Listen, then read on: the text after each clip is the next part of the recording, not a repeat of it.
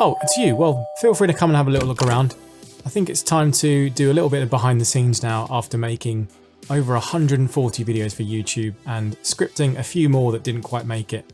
I thought I would do a quick video behind the scenes where I can actually take you through kind of behind the camera, showing you how I produce all of my YouTube videos. We'll take time to have a look at my camera gear and I'll explain all of how I use my setup. We'll do a bit of a demo around the lighting as well to show you how important that is. And then also probably one of the most important things, sound. And I will explain the kind of choice of microphones that I use, how I actually record my sound, and then I'll actually give you a bit of a bonus tip and a bonus demo of what the different microphones sound like in my setup and why probably you don't want to use the onboard mic on your camera. So sit back, relax, enjoy, and we'll get straight into the camera gear for you now.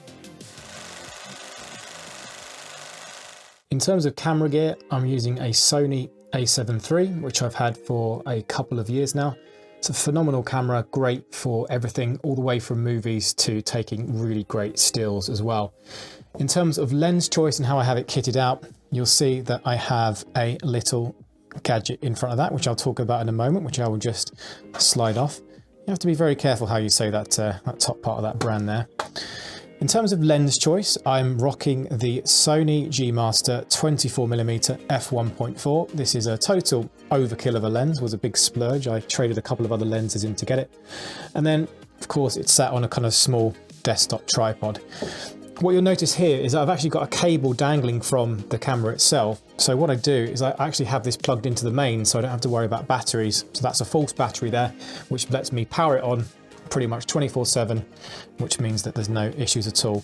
And you can see, unfortunately, this one doesn't have a little flippy up screen. Hasn't got one you can turn around, so I have to get this third-party monitor here, and hopefully it will allow us to see ourselves in a moment, just so you can make yourself aware. And there you go, say hello to yourself on camera over there. Next up, let's talk lighting. So lighting is extremely important because, of course, if you don't have good lighting, you will look terrible in front of camera. Now, audio is arguably the most important thing, but one of the most important things aside from the audio is being able to control your lighting. So a couple of things I do in this room is, firstly, I have a blackout blind. So once I can turn these blinds down, I can roll this blackout blind all the way down to control my lighting. And then, of course, I turn on the trusty neon spaceship there to keep me company. And I've got this nano leaf panel here, which I can turn all kinds of funky colors, which is quite cool. And I have my ticker symbol clock up here, which I can program to all kinds of things, which clearly is trying to find an update on the internet. So I've just closed the blackout blind, and this is what things look like without any lights. It looks still quite cool in the background, but you definitely can't see me. So let me just show you now the couple of things I do for lighting. So that Godox light comes with the remote, so I can turn that on. Already loads better. I think you'll agree, you can actually see me now. And then, of course, like I was saying earlier too, the ring light that I have just to fill those shadows on that side of my face. Although it's completely subjective, you might like that look, that kind of moodier look. From my perspective, I just like to turn that on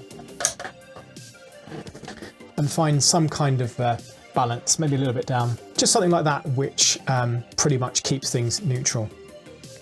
Now, the only downside about using one of these little teleprompters is that when you put it on the front of the lens, like this, you do actually get a tiny bit of like vignetting in the corners, a little bit of darkness, but it doesn't really matter. It kind of darkens the scene a little bit, but you kind of get over it. Now, from an audio standpoint, arguably it's probably one of the most important things when you're a video producer and making content on YouTube. So let me just walk you through what I actually do for my audio production. As you might be able to guess, I've got a couple of different options when it comes to microphones. Definitely overkill already, because you can tell I'm a bit of a nerd. But let me just show you the workflow I've got at the moment. What I certainly don't do is use the onboard microphone on the camera itself. And let me just show you what that might actually sound like just in a moment, and why I use different external microphones depending on what I'm actually doing. But the main thing is, the main studio microphone is this Oktava MK012. This is a small diaphragm condenser microphone. You can see it's really, really small. and if you even take out the XLR cable over here, and this then actually feeds and records straight into the Zoom H5 handy recorder. So I have to record this externally because of course it's an XLR connection and your camera can only take a 3.5mm jack. So I do record the audio externally and then I have to sync it up when I'm doing the editing, which I can show you later on. Now, this of course is what I've got going from the yellow cable. So this powers that device and I can record. You'll notice that this device, I just keep it powered in. I just run back to the mains, but you can actually use rechargeable batteries with this device. It's a really, really cool device itself, handy for taking anywhere if you wanted to record any kind of sound effects. And it does actually have built-in microphones too. You can see this little thing on the top here. So you could actually take that out and you could quite easily use that as your main microphone. You could actually attach this to a tripod, for example, and dangle it above your head. In terms of other options, you'll see firstly, I'm just recording this little bit on a Deity Wireless microphone, which is attached to my t-shirt. I rarely use this, but I did buy it just in case I did get out and about. But at the moment, I'm kind of stuck on a desk, so that is for the future. And for an optional microphone, this is more in case I wanted to do some other things. I have got a Rode PodMic, which is attached to the Rode PSA-1 arm, which is a phenomenal combination. Many YouTubers will be very familiar with this one. It's a really, really solid arm. You can pretty much move it wherever you want and it will stay in position. And of course, this microphone is a super popular, it's actually quite a budget microphone. It's not too expensive at all and offers some great sound quality. And I'm just covering it with the official windscreen here. Now this one, of course, follows a blue XLR cable through the back of the desk, and I actually have it running into the equivalent of a cloud lifter, and it's a little thing which reduces the amount of gain because you do need to pump up the gain on these to actually hear yourself, so you're not putting your preamps up too high. Secondly, when it comes to sound recording, you may realize and you may see all of these little hexagonal things that I'm speaking into. One of the most important things that you'll learn if you are producing videos and recording yourself is trying to reduce echo, trying to reduce room noise. So luckily there is a carpeted room, but all the other sides of course are hard surfaces. Now what you want to do is trying to reduce reverberations as much as possible. These are pretty cool because I got a pack from Amazon, so I just stuck them on the wall. They're just self-adhesive, and when of course I'm talking to camera, these help reduce that noise, and also that makes it pretty good in terms of being able to look after my audio when I'm in post-production. Otherwise, you'll sound really rubbish and people will turn off. Now, let me show you something that I was going to show you earlier about the different sound makes. So at the moment, you're going to hear what the camera microphone sounds like. So it's going to be pretty poor considering I've got quite a nice acoustic environment here right now. So that's what the onboard camera microphone sounds like. Now we'll go back to this microphone, which isn't one I typically use, but I'll just show you what a wireless microphone like this sounds like. Probably pretty good. But now I'm going to turn to the Oktava microphone, which is just out of frame by my little finger here. So let me just turn to that and then you can see what the difference in sound like. So now here's the difference that an external microphone makes, and especially one like this Oktava small diaphragm condenser microphone makes. I'm sure you'll agree this is a massive difference to the onboard microphone. And the key thing is here, of course, a well-treated environment, acoustically well-treated, very little echo because I don't record in my kitchen or a bathroom. I'm as close to the microphone as possible without, of course, being in shot. It's probably about that distance away from my mouth. And of course, I can take it a little bit further if I need to, but the closer the better. And I can set the gain on the Zoom recorder. So I'm just recording, not peaking my audio, so it's not getting too loud. And then also one more final step, which you quite might like.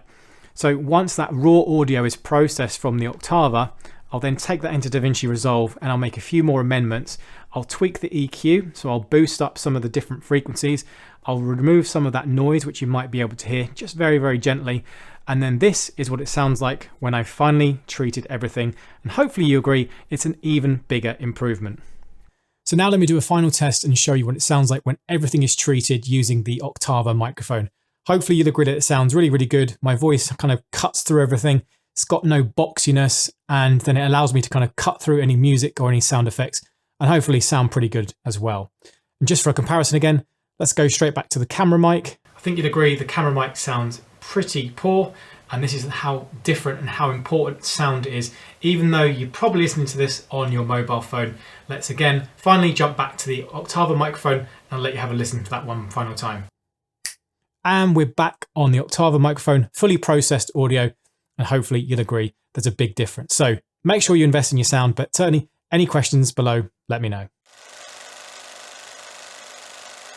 From a computer perspective, for all you nerds out there, I'm rocking an AMD 5900X as my processor, which is a 12-core, 24-thread monster, which is great, which runs through all of the programs and applications that I need to edit, helps speed up that workflow. 64 gigabytes of Corsair Dominator memory, and then for the main star of the show is the GeForce RTX 3080 Ti. Again, very much overkill, but from my perspective, as someone who's into technology, I kind of had to go down that path. And actually, I couldn't get a 3080. They're all out of stock, so I had to buy a 3080 Ti. Everything you'll see here is custom water cooled, which I did myself. I've always been into kind of computers and building those things. I like to keep things pretty neat, and I've settled on kind of this color scheme for the time being. It looks pretty awesome, and I quite like those rain effects that you can see there on the Dominator memory as well. And then from peripherals, we're running a couple of different monitors. Forget if these are 24 or 26 inch or something. This one, the Asus panel, is probably the more high-end one. It's an IPS 165 Hz gaming panel. And then the one on the left is a more cost-effective one from Samsung, but also still IPS, just a lower refresh rate. Both give me great colors, so when I am editing, just to make sure that the final edit that I actually produce looks exactly like what I want. In terms of audio equipment and peripherals, nothing too exciting. Have a Corsair keyboard. I can't remember which one this one is, K65 or something like that. A Logitech G502 mouse or something like that. Great for editing and fragging on Call of Duty, just as much as anything else. In terms of sound, I've got a couple of options. I will use these Logitech 5.1 speakers as my main kind of day-to-day drivers. They do have a big subwoofer that's set down there. And in terms of kind of audio monitoring, for gaming I will use these great wireless ones, but they can also be great to edit with as well. There's the Steelseries Arctis Pro wireless. These are phenomenal, had these for a few years. But then if I really want to get into kind of checking in my audio, I will use these wired in Audio Technica M50X, I think they are. Pretty good value, I think, produce really kind of crisp, neutral sound so you can hear what's going on screen. In terms of workflow and production, I edit everything in Davinci Resolve Studio. This is the studio version, so I have paid for the full license. You can, of course, download this software completely free and you get most of the feature set, which is phenomenal. And then, of course, editing. As any person making YouTube videos knows, this is probably where I spend most of my time. And of course, it's where you can have the most fun, but also is the most time consuming too. Everything from putting all your different clips together, putting all your different B-roll together, looking through different sound effects, putting in all your layers of music. And I bet most of you watching will probably have no idea that in this video alone, you've probably got about 5 or 6 different songs and 4 or 5 or maybe more different sound effect layers that are going on at one point. And hopefully it all makes a difference and you enjoy the videos anyway, because I certainly enjoy making them. Right, and that pretty much wraps things up of how I film videos behind the scenes. If you've enjoyed the video, don't forget to drop me a like, subscribe for many more, and let me know if you want any more of this content. I can definitely give you a bit more in-depth of how I produce things. If you are looking to start a YouTube channel yourself, definitely feel free to reach out or drop a comment below, and I'll do my best to help you out. But my best advice is really as simple as some other people say. You just got to press record. Anyway, I'll see you in the next video.